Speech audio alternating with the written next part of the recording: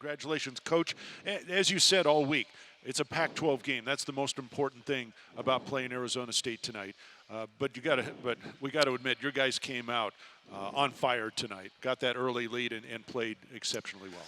We did, and I thought our first half was one of the best halves of the season. We did it on offense and defense, and it wasn't just one player. It was a collection of guys doing a good job. Before the game, and Brian, you know this because you and I spoke, Arizona State has a very, very good offense, a unique offense, and any time that you play against a team who's that prolific shooting the ball behind the line, even within the same game, the game can really change. And if you think about it, at halftime, it looked like, wow, we had the answer. They were 0 for 9 from 3. And some of it was they probably didn't have maybe their best, but we had a lot to do with that. The fact they only took 9, and I thought for the most part, 7, 8 of those 9 were really challenged. In the second half, they made some tough shots, but they created a lot of good ones. We weren't ready coming out after halftime, and if you look at the end result, we gave up 50 points in one half, and they ended up making 10 threes in one half. That might be close to a record, right? I mean, if you think about in 20 minutes of play, you might be able to count on one hand the number of teams in McHale that have made 10 threes in one half.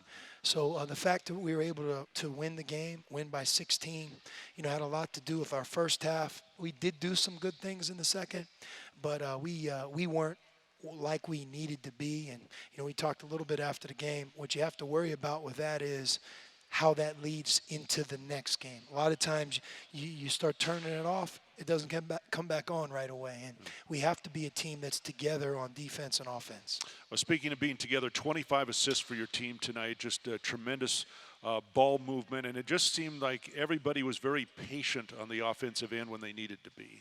We did. If you have 25 assists, a lot of great things happened. I thought Kadeem did a really good job with 8 assists. And, of course, Parker, you almost take for granted 5 assists, no turnovers. It's not easy to play basketball at the level that he plays and not turn it over with 5 assists, 3 steals.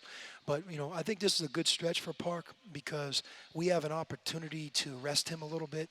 He's above and beyond the 6-week mark. He's worked really hard. And now he needs a little bit of rest here as we approach this next stretch. And he now can get it because of our schedule. And I'm excited for him because he's really pushed through these last 3 or 4 weeks. I asked you before the ball game, Lowry Markkanen has been averaging about 10 field goal attempts a game. I asked you, is it okay if he takes more than that? He said, absolutely. You'd like him to takes 18 tonight and scores 30 points. Heck of a game for him. He was terrific from start to finish, and on offense, the thing that I love about his game is he had 5 second shots. Once in a while, because he's so talented on the perimeter, that we have allowed him to just kind of be that, and you forget how big he is. And tonight he had the advantage of size, but he took advantage of it with 5 second shots. So between him and Duson, they had 9 offensive rebounds. And, Chance in 18 minutes was 4 for 4 from the field, 9 points, did a really good job when he was in there. That size negated a little bit of their three-point shooting in the second half. All right, so you got a week between games now. You mentioned Parker, a little rest. Do you do anything different here over the next 7 days?